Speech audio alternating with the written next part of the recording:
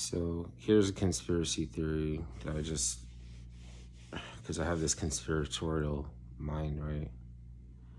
That a static electricity can be spooled up like fabric, right? But it doesn't get unspooled, like it doesn't unspool like fabric. It just fucking, like it just whap, like fucking a lightning bolt just come. And fabric, the Yugun, the Yoruba Yugun, right? Which you say it's like, witch doctor stuff, right? They have a festival where there's no skin, only fabric that they show you.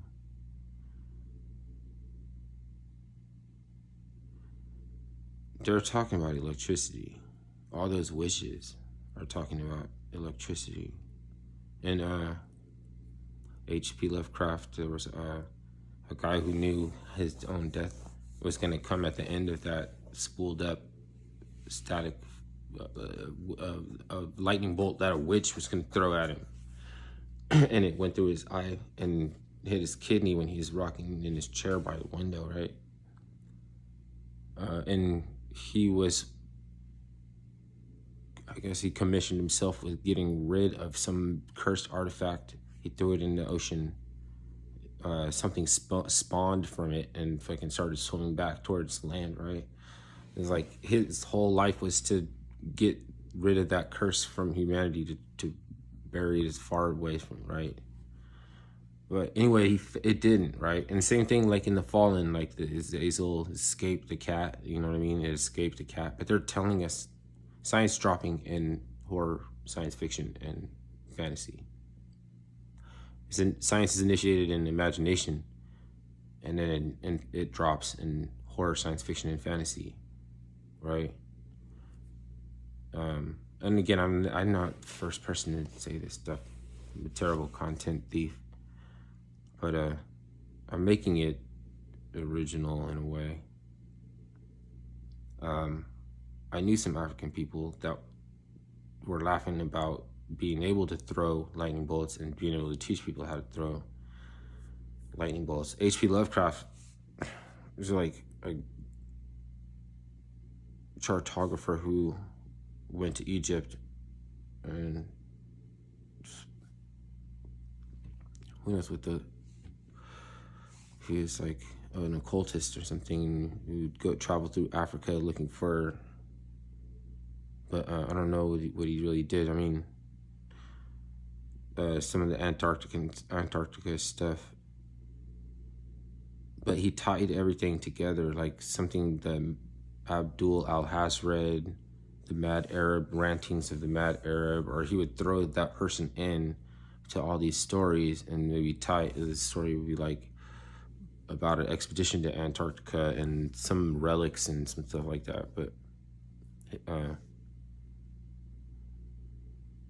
there's also something called a witch gun, which looks very much like somebody trying to make an electromagnet with wire wrapping it around nails and stuff, and like trying to charge, like make a magnet or a light bulb or something.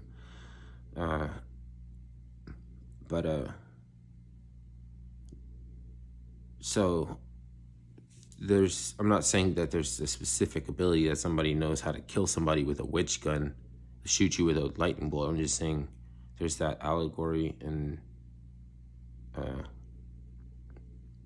witches do talk about electricity.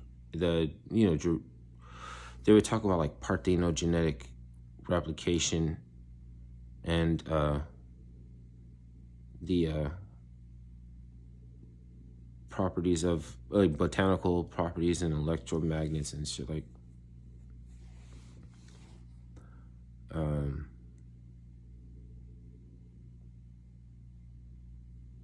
and even like some of the extraterrestrials like Anunnaki and stuff would be like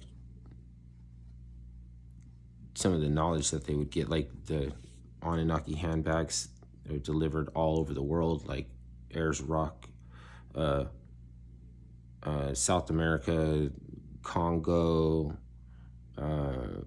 even freaking like Azerbaijan or somewhere. Like there's these images, painted images that are ancient, that are about Anunnaki dropping off handbags, and it's like they're genetic engineering and shit. They're like, what do you would have if you had something like that? You would need a bag for it.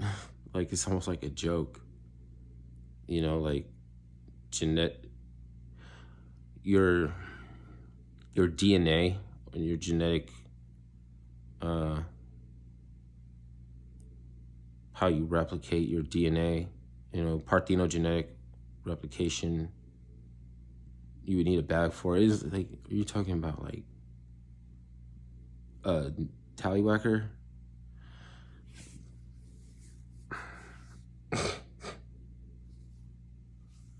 The fig nuts? Fig nuts. What's in the bags is like the question, and every culture has a different answer. And some people call it the force. Some people call it the seed of life. Some people call it these things.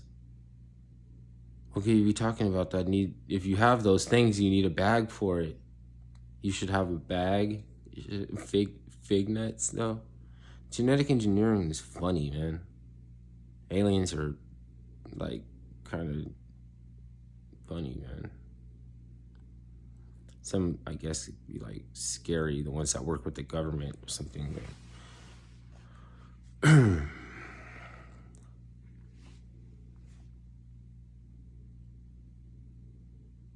Lucretia coming for all those nanobots from the black goo and shit. And those were supposed to be like escaped slave alien race.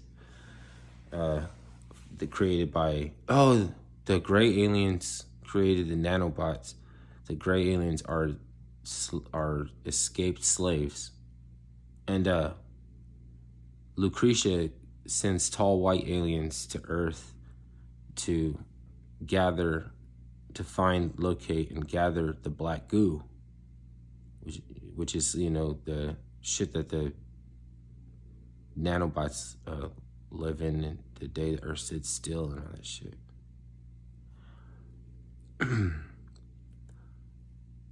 Well, that's a different. See, it was nanotechnology that made the automaton for the day the Earth stood still, but it was nanobots in the black goo, with programmable matter that they said that could absorb light and fucking make contours disappear by painting something. It's like it would just be, if I painted over my weed pipe on the table, everything would look flat, like there wasn't even a weed pipe there, because it would absorb the light, it would absorb the contours, it would absorb, they're supposed to have developed this shit in Berkeley. They be talking about it like they're so happy about, like, oh shit, this is all amazing.